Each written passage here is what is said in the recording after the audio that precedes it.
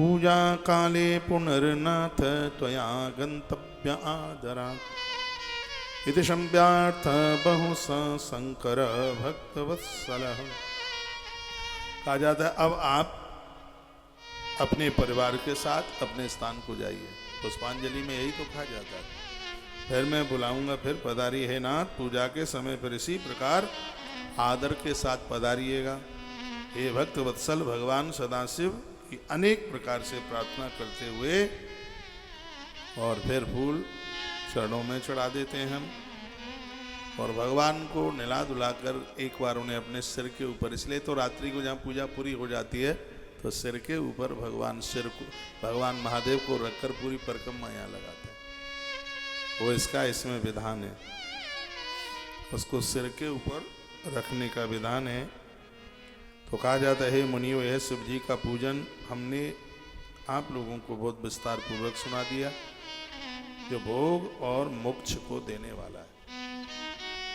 अब कुछ बताया जा रहा है कि विशेष रूप से कितने बेलपत्र कितने फूल भगवान को चढ़ाएं और कौन कौन से फूल चढ़ाएं जिससे भगवान बड़े प्रसन्न हो जाते हैं। यदि 1,00,000 फूलों से शिव जी का अर्चन कर लिया जाए तो मनुष्य के संपूर्ण पाप नष्ट हो जाते हैं, ऐसा शिव पुराण में लिखा है। 1,00,000 फूल से भगवान महादेव का एतैष लक्ष्य संख्या के पूजित शेद भविष्य। जिन लोगों को संस्कृत की जानकारी है उन लोगों के बीच में कथा कहने में बहुत आनंद आता है। अभी हम कहाँ थे? सुखताल में, विद्वानों की भूमि है, वहाँ गुरुकुल चलते हैं, पढ़े लिखे लोग, संस्कृत पढ़ने वाले लोग वहाँ कथा में बैठकर कथा सुनते थे। इस वर्ष में सबसे ज्यादा संस्कृत के श्लोक हमने सुखताल में सुनाए, क्योंकि वहाँ सुनने वाले थे। लेकिन इतना मुझे जरूर विश्वास है कि जब मैं व्यासपीठ से कोई संस्कृत की भाषा बोलता हूँ या मानस की चौपाई बोलता हूँ तो आपके अंदर से एक बार आवाज जरूर आती होगी कि महाराज ये बात कोई प्रमाणित ही कह रहा है। ये जरूर अंदर से आवाज निकलती।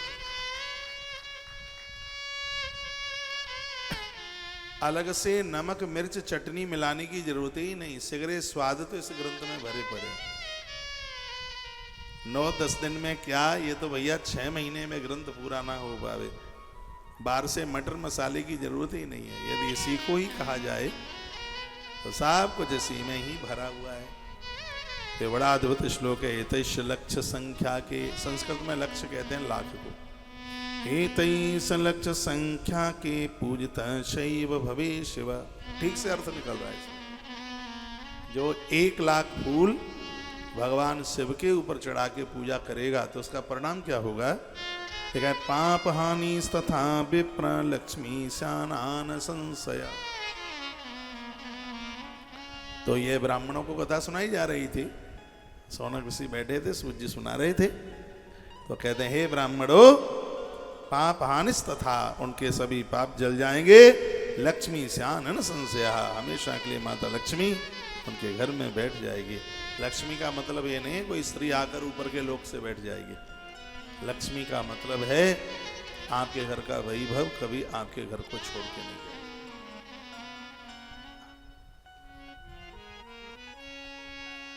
घर से विपदाएं भाग जाएंगी, घर में गरीबी नहीं रहेगी, दरिद्रता का नाश हो जाएगा। यही तो लक्ष्मी का होना है। तो ये वर्णन किया गया। विंशति कमलानां तु प्रस्थमेकमुनाहितं बिल्वोदल सहस्रेण प्रस्तार्धं परिभाषितम्।